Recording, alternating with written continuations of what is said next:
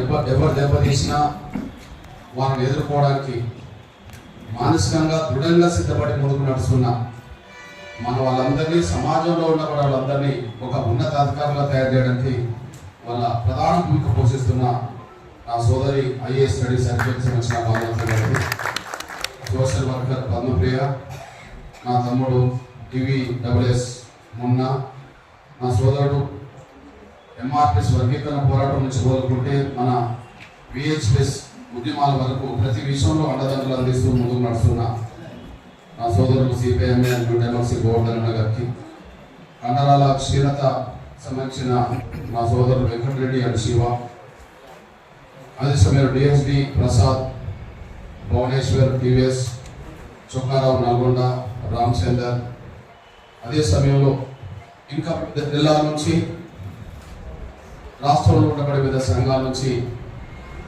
ఈ ఉద్యమాన్ని ముందుకు నడిపించడానికి సంపూర్ణ సహాయ సహకారంలో భాగస్వామ్యం కావడానికి, సలహా ఇవ్వడానికి వచ్చిన నా సోదరులైన మీ అందరికీ, అదే సమయంలో నా పాత్రికా ఎలక్ట్రానిక్ మిత్రులారా, నిజమే చాలా ఆలస్యమైనా కూడా కొద్దిగా వీళ్ళకి అందించే సహకారం మనం మనసుతో మానవ దృక్పథంతో మీరు అందిస్తూ ఇంత సమయం మీరు వెచ్చించారు. మీ అందరికీ ప్రత్యేక ధన్యవాదాలు ప్రతి ఒక్కరికి నేను తెలియజేస్తూ, ఏ రాజకీయ పార్టీ నాయకుడు వాయిస్ను సమాజం దృష్టికి తీసుకెళ్ళకపోయినా పెద్ద నష్టం లేదు, కానీ ఏ సంఘం వాళ్ళ అభిప్రాయాలను రోజు సమాజం దృష్టికి తీసుకోపోయినా నష్టం లేదు, కానీ నా వికలాంగుల ఆత్మఘోష మాత్రం ప్రతిరోజు తీసుకెళ్లాల్సిన బాధ్యత మాత్రం మీ మీద ఉన్నదని చెప్పి నేను ముందుగా మీకు విజ్ఞప్తి చేస్తూ, ఈ సమావేశానికి సంబంధించిన ముఖ్యమైన విషయాల్లోనే నేను కొన్ని ప్రస్తావిస్తానన్న విషయం కూడా మీరు దృష్టిపోతున్నాను.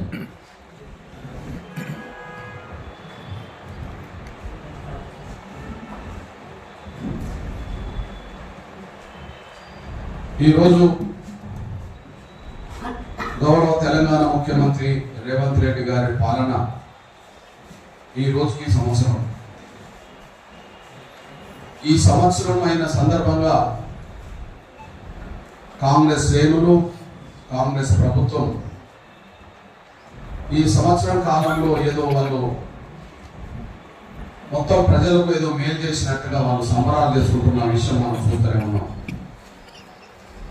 అయితే అత్యంత బాధలు పడే వర్గమైన నా VHS వికలాంగులకు సంబంధించిన వర్గం, నా దివ్యాంగుల వర్గం, ఇవాళ వాళ్ళ వేడుకల్లో భాగస్వాములు అయ్యే అవకాశం ఉన్నదా అంటే వాళ్ళ వేడుకల్లో పాల్గొనే అవకాశం లేదు, కానీ వాళ్ళ ఆవేదన చాటడానికే సిద్ధంగా ఉన్నారు అనడానికే ఈ సాక్ష్యం తెలుసుకుంటూ మరి కాంగ్రెస్ ప్రభుత్వం వేడుకలు చేస్తున్న ఈ రోజు, సరిగ్గా సంవత్సరమైన సందర్భంగా వేడుకలు చేసుకుంటూ ఈ రోజు నా వికలాంగుల సమాజం ఇవాళ ఆవేదనతో కూడిన ఇవాళ సమావేశం నిర్వహించాల్సిన పరిస్థితికి వచ్చింది. నిజంగా మీరు జరిపించే వేడుకల్లో వికలాంగుల సమాజాన్ని పరిగణలోకి తీసుకుంటే, మీరు వికలాంగుల సమాజానికి ఇచ్చిన హామీలు నెరవేర్స్తే ఇవాళ మీరు జరిపించే వేడుకల్లో నా వికలాంగుల సమాజం కూడా భాగస్వామ్యం అయ్యేది. కానీ వికలాంగుల సమాజం ఇవాళ ఆవేదనతో ఉన్నది. సంవత్సరం అయినా ఇచ్చిన హామీ నెరవేరలేదు అని చెప్పి బాధతో ఉన్నది. అది గుర్తు చేయడం కోసం మాత్రమే ఈరోజు సమావేశం అయింది. అంటే దీన్ని బట్టి మీరు ఏ వర్గాన్ని విస్మరించారు అని అంటే, మీరు ఏ సమస్యలు విస్మరించారంటే, అత్యంత దయనీయ జీవితాలు గడుపుతున్న నా వికలాంగుల సమస్యలని విస్మరించిందని, వాళ్ళకి ఇచ్చిన హామీలని మీరు పట్టించుకోవట్లేదనే విషయం స్పష్టంగా రుజువు అవుతున్నది. అంటే ఒక మాటలు చెప్పాలంటే, మీరు సంవత్సర పాలన సందర్భంగా జరిపే వేడుకలకు నా వికలాంగుల సమాజానికి ఏం సంబంధం లేదు. మీరు పండుగలు చేసుకోవచ్చు, కానీ ఇక్కడ ఆవేదనతో ఉన్నారనే విషయం మీరు నిజమే.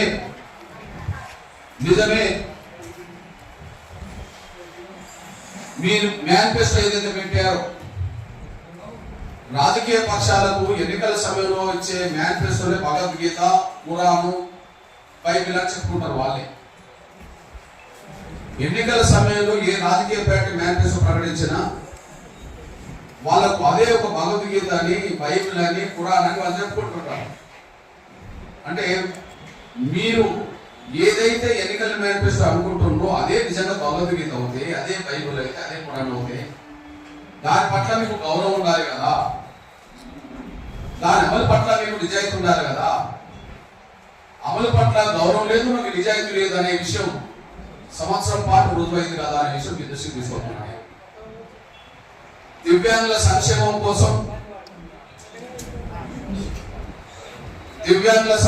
కోసం మీ మేనిఫెస్టోలో చెప్పిన దాని ప్రకారమే 2016 వికలాంగుల చట్టం తెలంగాణ రాష్ట్రంలో పూర్తి స్థాయిలో అమలయ్యేలా చూస్తామని చెప్పి, చేస్తామని చెప్పి మీరు హామీ ఇచ్చారు. అయితే తెలంగాణ రాష్ట్రంలో 2016 చట్టం ఏదైనా అమలు అవుతుందా అంటే అది అమలుకు ఇంతవరకు నోసుకోలేదనే విషయం స్పష్టంగా ఒక విషయంలో రుజువైపోయింది. వాస్తవానికి దళితులు కులం పేరుతో ఏదైతే వివక్ష గురైందో, ఏదైతే అంటరాంగాలను ముద్రేయబడి ఏదైతే వివక్ష గురైందో ఆ వివక్ష నిర్మూలన కోసమే SC/ST అట్రాసిటీ నిరోధక చట్టం అనేది కూడా వచ్చింది. కుల వివక్ష తర్వాత ఈ సమాజంలో ఎక్కువ వివక్ష గురవుతున్నది ఎవరంటే నా వికలాంగుల వర్గమే వివక్ష గురవుతున్నది అనే విషయం అందరికీ తెలుసు. చిన్న చూపు గురవుతున్నది, అవమానాలు గురవుతున్నది, నిరాదరణ గురవుతున్నది, చాలా అనిశ్చిత కూడా గురవుతున్నది. అంటే కుల వివక్ష తర్వాత మరో రకమైన వివక్ష ఎదుర్కొన్నది ఎవరైనా ఉంటే ఈ దేశంలో, ఈ ప్రపంచంలో, ముఖ్యంగా మన దేశంలో ఇవాళ వివక్ష మనపూర్వం కూడా ఎదుర్కొంటున్న విషయం మనకు తెలుసు. వాస్తవానికి 2016 చట్టం సంపూర్ణంగా మనం ఒక్కసారి అధ్యయనం చేస్తే ఆ 2000 చట్టంలోనే 16 చట్టంలోనే వాళ్ళ ఆత్మగౌరవాన్ని పరిరక్షించే విధంగా దాని విధానాలు రూపొందించబడ్డాయి. వాళ్ళ హక్కులను పరిరక్షించే విధంగా ఆ చట్టం రూపొందించబడ్డది. నిజంగా వాళ్ళ హక్కులను పరిరక్షించే విధంగా ఆ చట్టంలో ఉంటే వారికి ఇచ్చిన హామీలే మీరు అమలు చేయలేదు అంటే 2016 చట్టాన్ని మీరు ఉల్లంఘించిన విషయం రుజువుతుంది. రెండోది, ఆత్మగౌరవం పరిరక్షించడంలో కూడా ఆ 2016 చట్టం కీలకమైన భూమిక పోషిస్తుంటది. మరి 2016 చట్టం వికలాంగుల ఆత్మగౌరవం పరిరక్షించే బలమైన చట్టం అయినప్పుడు ఈ మధ్య కాలంలో ఒక ఐఏఎస్ అధికారిని మరి స్మితా సబర్వాల్ అనే ఒక ఐఏఎస్ అధికారిని మన వికలాంగుల సమాజాన్ని ఏ విధంగా మనకు అవమానించిందో పేపర్ టీవీలో చూశాం. ఆ విషయంలో ఏ మాట కామాట చాలా ధైర్యంగా, గర్వంగా మా వికలాంగుల సమాజాన్ని పక్షాన ప్రజలు మన బాలలత నిలబడగలిగింది. అందరూ నిలబడగలిగారు, అందరూ పట్టం చేశారు. మరి ఆత్మగౌరవాన్ని పరిరక్షించే చట్టం 2016లో కూడా కనిపిస్తున్నప్పుడు మరి ఆ విషయంలో నా సమాజం అంతా రోడెక్కి ఎవరి శక్తి మేరకు వాళ్ళు దాన్ని నిరసిస్తూ ఉద్యమాలు చేసిన సమయంలో మరి ఆ ఆత్మగౌరవాన్ని దెబ్బతీసిన వాళ్ళ పట్ల ఏదన్నా చర్య రాష్ట్ర ప్రభుత్వం తీసుకున్నదా అంటే ఎక్కడా తీసుకోలేదనే విషయం కూడా మనకు స్పష్టంగా రుజువుతుంది. అంటే దీన్ని బట్టి మన హక్కులను గౌరవించట్లేదనే విషయం అర్థమైంది, మన ఆత్మగౌరవాన్ని కాపాడలేదనే విషయం కూడా మనకు అర్థమైంది. అంటే 2016 చట్టం ఉల్లంఘించబడుతుంది అనడానికి సాక్ష్యం నిలబడ్డది. 2016 వికలాంగుల చట్టం కేంద్రం తీసుకొచ్చిన చట్టాన్ని సంపూర్ణంగా అమలు చేస్తామన్న ఈ తెలంగాణ ప్రభుత్వమే అసలు దాన్ని పూర్తిగా నిర్లక్ష్యం చేస్తుంది అనడానికి ఇది బలమైన సాక్ష్యం అనేసి కూడా మనం మర్చిపోతాం సరే అనుకుంటున్నాను. ఇక పోతే ఈ రోజు సరిగ్గా సంవత్సరం తర్వాత ఇక్కడ మనం మాట్లాడుకుంటున్నాం. రేవంత్ రెడ్డి గారి సర్కార్ 2023 డిసెంబర్ 7న ప్రమాణ స్వీకారం చేసింది, అధికారంలోకి వచ్చింది. ఇప్పుడు 2024 డిసెంబర్ 8 ఇక్కడ ఉన్నాం. వాళ్ళ నల్గొండలో వాళ్ళు ఏదో సంవత్సరం పాలన మీద పెద్ద విజయోత్సవాలు చేసుకుంటూ నల్గొండలో భారీ సభ పెట్టబోతున్నారు రేవంత్ రెడ్డి గారు. మరి ఇక్కడ ఎందుకు మీటింగ్ పెట్టుకోవాల్సి వచ్చింది నా సమాజం అంతా? ఆ చట్టం అందులోనే ఉన్నది. దివ్యాంగుల నెలసరి పెన్షన్ 6,000 పెంచుతామని చెప్పి, దివ్యాంగుల నెలసరి పెన్షన్ 6,000 పెంచుతామని చెప్పి ఇవ్వడం జరిగింది. దాంతో పాటు టోటల్ మన చేయూత పెన్షన్లు 2,000 నుంచి 4,000 పెంచడం జరిగింది. దాదాపు టోటల్ గా అన్ని రకాల పెన్షన్స్ ఎంతమందికి ఇవ్వాలి? దాదాపు 45 లక్షల మందికి పైగా ఇవ్వాలి. 45 లక్షల మందికి పెన్షన్ పెంచింది అమలు చేస్తే 44 లక్షల మందికి పైగా ఇవ్వాల్సిన పెన్షన్ ఇవాళ అమలు చేస్తే నెలకు పెన్షన్ ఇస్తున్న పెన్షన్ కలిపితే నెలకు 2,000 రూపాయల పెన్షన్, 2,000 కోట్ల రూపాయల పెన్షన్ ఇవ్వాల్సి ఉంటుంది. ఇప్పటికే ఇస్తున్న పెన్షన్ 1,000 కోట్లు అనుకుంటే పెంచిన పెన్షన్ ఇవ్వాల్సిన పరిస్థితి ఉంటే ఇంకొక 1,000 కోట్లు అనుకుంటే, అంటే ఇప్పటి వరకు నా వికలాంగుల పెన్షన్ తో పాటు చేత పెన్షన్ అన్ని సంవత్సరం పాటు ఇవ్వకుండా ఎగ్గొట్టింది. సంవత్సరం పాటు ఎగ్గొట్టిన పెన్షన్ ఎంత అంటే 12,000 కోట్ల పైగా పెన్షన్ ఎగ్గొట్టిందని ఇష్టపడుకోవాలి. 12,000 కోట్ల పైగా పెన్షన్ ఎగ్గొట్టిందని ఇష్టపడి మీ దృష్టికి తీసుకుంటున్నాను. నేను అంటున్నా, రేవంత్ రెడ్డి గారి సర్కార్ 12,000 కోట్ల రూపాయల బకాయి పడ్డది చేయుత పెన్షన్దారులందరికీ. ఎందుకు వదలాలి? వాస్తవానికి ఇక్కడ ఈ రౌండ్ టేబుల్ సమావేశానికి శ్రేణు తమడ అన్ని రాజకీయ పార్టీలను ఆహ్వానించా, అన్ని సంఘాలను ఆహ్వానించా. ఎందుకంటే ప్రతి రాజకీయ పార్టీ తమకంటూ ఒక అనుబంధ సంఘంగా కూడా వికలాంగ సంఘాన్ని ఏర్పాటు చేసుకున్నది. ముఖ్యంగా 2007లో మన వికలాంగ క్లబ్ వచ్చిన తర్వాత, ఒక బలమైన ఉద్యమం ఏర్పడిన తర్వాత వివిధ రాజకీయ పార్టీలు వికలాంగులందరినీ దగ్గర తీసుకోవడానికి ప్రత్యేక సంఘాలు ఏర్పాటు చేసే విషయం మీ అందరికీ తెలుసు. ఈ నేపథ్యంలో మీ అందరికీ ఒక విజ్ఞప్తి చేస్తున్నాను. ఇప్పుడు ఒక నెల జీతం ఎమ్మెల్యేలు, ఎంపీల, మంత్రుల, ముఖ్యమంత్రుల జీతం ఒక నెల తీసుకోలేదు అనుకోండి, అవి బకాయి ఉన్నట్టే కదా గవర్నమెంట్ దగ్గర. అదే సమయంలో ఉద్యోగస్తులకు సంబంధించిన ఒక నెల జీతం ఏదో కారణాల వల్ల ఇవ్వలేదు అనుకోండి, వాళ్ళకు కూడా బకాయిలు పడ్డట్టే కదా. అంటే ఒక నెల జీతం తీసుకోకపోతే వచ్చే నెల వచ్చేటప్పటికి దాన్ని వదులుకోరు కదా. మరి డిసెంబర్ 7వ తారీఖు నాడు అధికారంలోకి వచ్చిన ఈ తెలంగాణ రేవంత్ రెడ్డి గారి సర్కారు సంవత్సరం పాటు పెన్షన్ పెంచింది, ఇవ్వకపోతే సంవత్సరం పాటు బకాయిలు పడ్డట్టే కదా. సంవత్సరం పాటు పెన్షన్ పెంచింది, ఇవ్వకపోతే సంవత్సరం పాటు బకాయిలు పడ్డట్టే కదా. టోటల్ బకాయిల విలువ ఎంత? 12,000 కోట్లు కదా. టోటల్ బకాయిల విలువ ఎంత? దాదాపు 12,000 కోట్లు కదా. ఈ 12,000 కోట్ల రూపాయల బకాయిలను రాజకీయ పక్షాల మద్దతుతో ఆ బకాయిలను కూడా తిరిగి వసూలు చేద్దామని చెప్పి అన్ని రాజకీయ పార్టీలు కూడా చేశారు. నేను మొన్న ఒక ప్రకటన చేశా. ఎక్కడ ప్రకటన చేశా? ఇందిరా పార్క్ లో ప్రకటన చేశా. రేపు డిసెంబర్ నుంచో జనవరి నుంచో పెరిగిన పెన్షన్ అమలు చేస్తామని అంటారేమో, లేదా ఈ డిసెంబర్ లోనో జనవరిలోనో ఈ ఒత్తిడి పెరుగుతుంది కాబట్టి పెంచుతామన్న పెన్షన్ ఇస్తారేమో. కానీ ఇచ్చే పెన్షన్ ఒకవేళ డిసెంబర్ నుండి ఇచ్చినా ఆ నెలదే ఇస్తారేమో పెన్షన్, లేదు జనవరి నుండి ఇచ్చినా ఆ నెల నుండి పెన్షన్ ఇస్తారేమో. మరి ఎగ్గొట్టిన సంవత్సరం పాటు ఎంత, ఎగ్గొట్టిన విషయం ఎంత అన్నప్పుడు నేను ఒక విషయం చెప్పాను. పెరిగిన పెన్షన్ ఎప్పటి నుండి ఇస్తారనే సమస్య ఒకటవుతే, ఎగ్గొట్టిన ఈ బకాయిలు పడ్డ సంవత్సరం పెన్షన్ కూడా ఇవ్వాల్సిన అవసరం ఉండదని చెప్పి డిమాండ్ చేశాను. అప్పుడు ఒక మాట చెప్పేశా,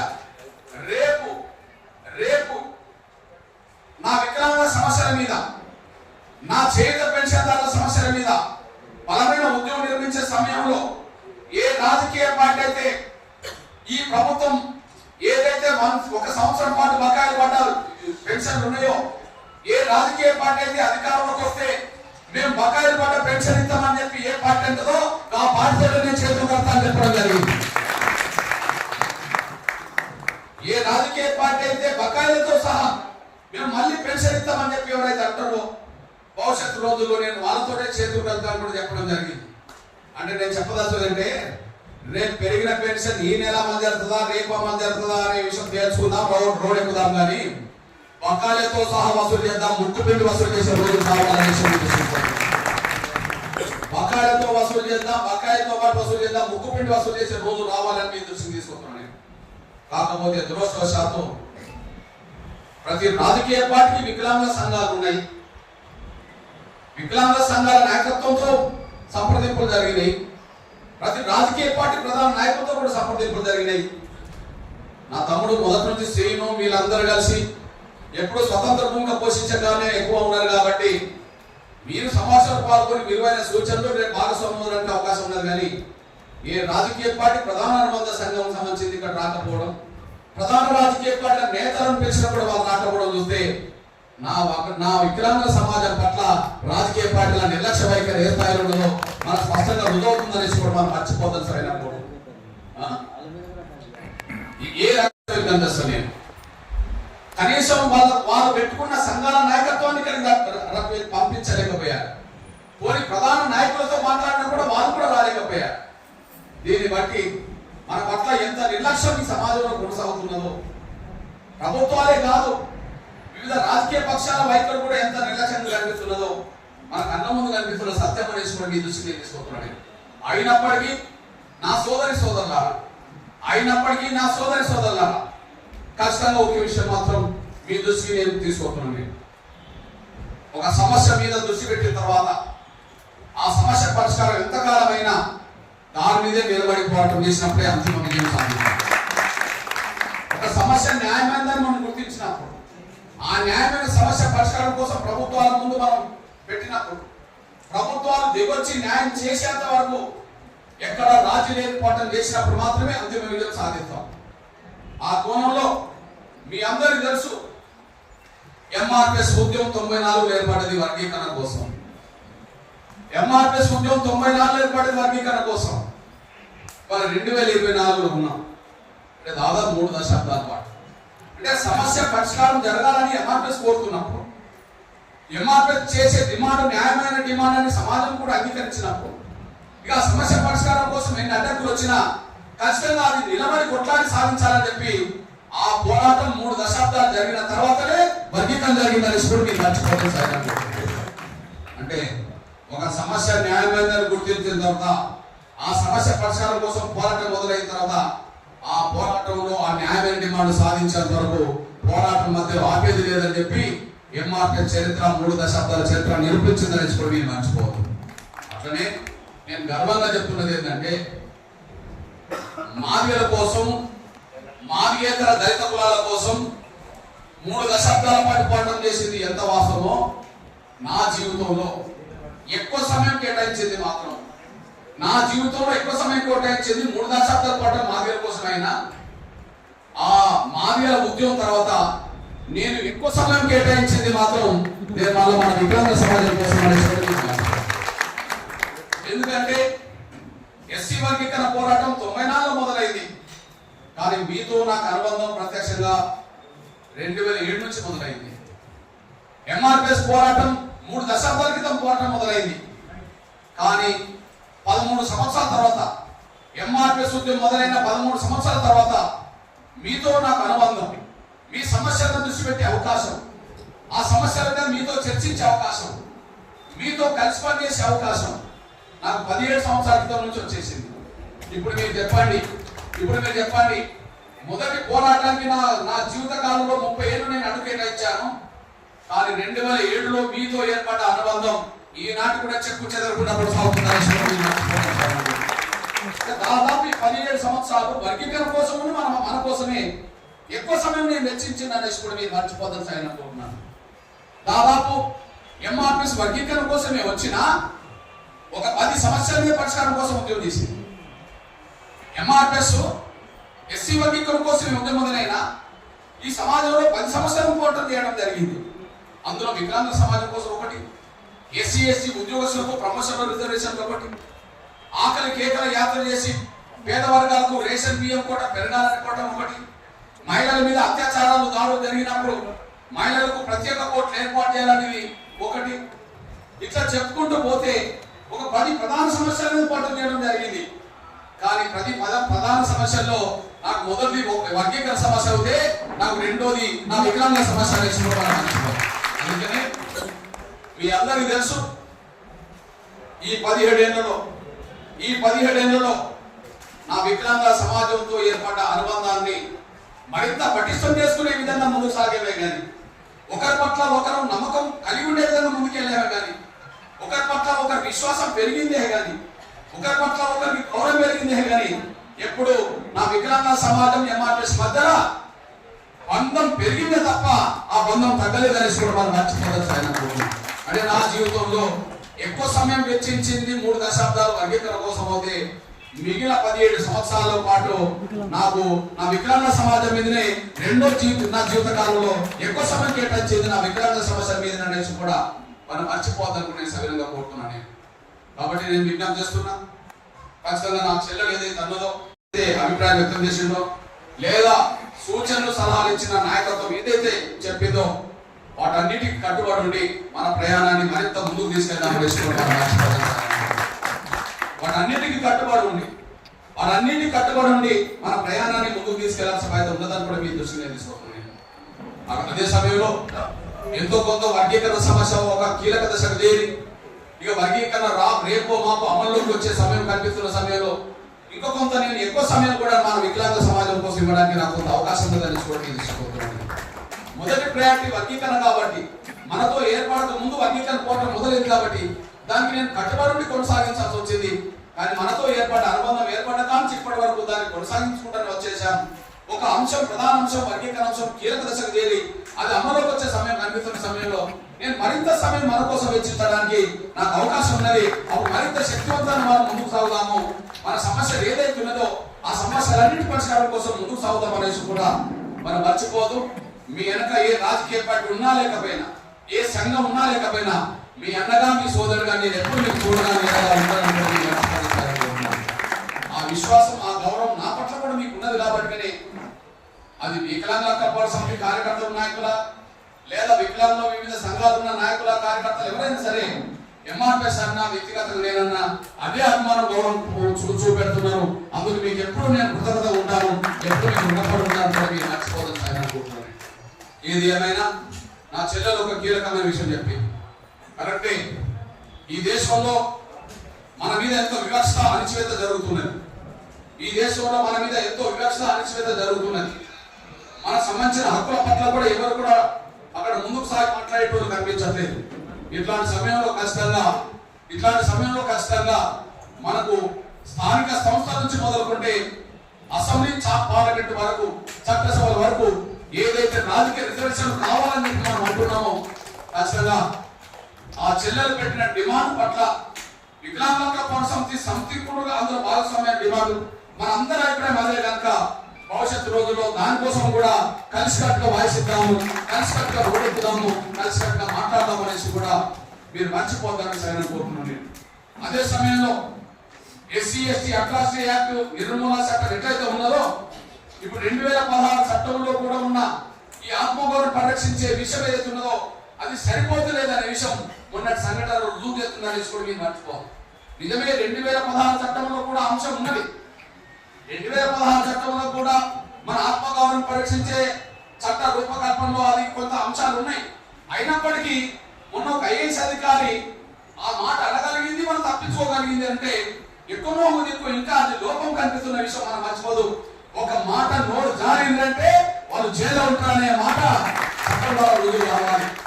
నా వికలాంగ సమాజాన్ని ఎవరన్నా ఒక రకంగా అవమానించిన వాళ్ళ నోటి నుంచి మాట జారిందంటే, వాళ్ళ నోటి నుండి వాళ్ళ మాట జారిందంటే వాళ్ళు మాట జారిన వాళ్ళు బయట ఉన్నారు, వాళ్ళు జైల్లో ఉంటారనే విషయం స్పష్టంగా రుజువు కావాలి.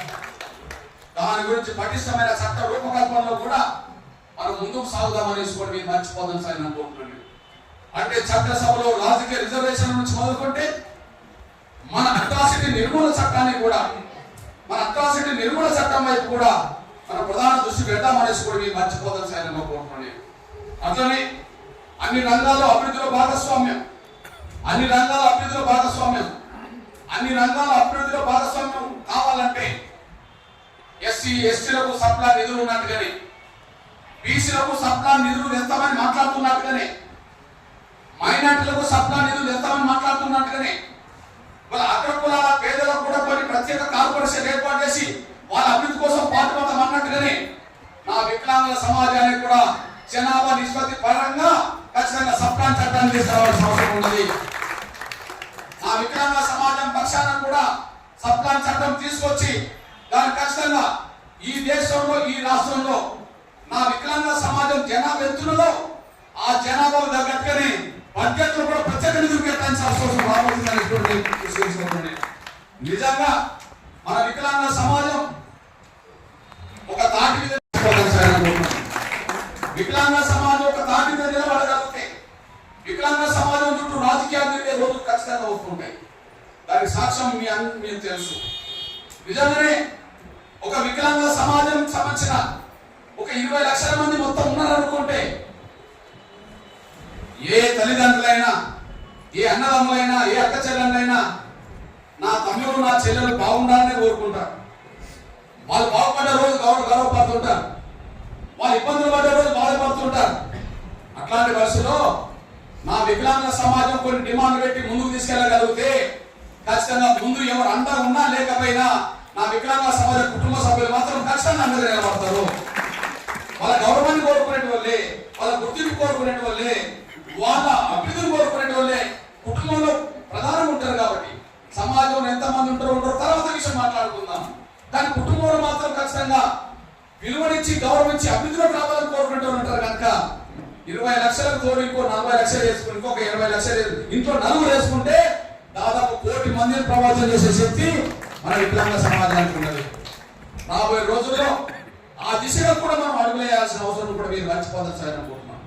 రేపు భవిష్యత్తు రోజుల్లో టోటల్ గా ఒకనాడు మన వికలాంగ గర్జన పేరుతోనే లక్షల మందిని సమీకరించే ప్రయత్నం మనం చేసి ఆ తర్వాత వికలాంగ కుటుంబ సభ్యులను కూడా రప్పించగలిగితే ఆ రోజు రాజకీయాలు దేశంలో రాష్ట్రంలో మన వైపు తిరుగుతాయనేసి కూడా మనం మర్చిపోదని అనుకుంటున్నాను.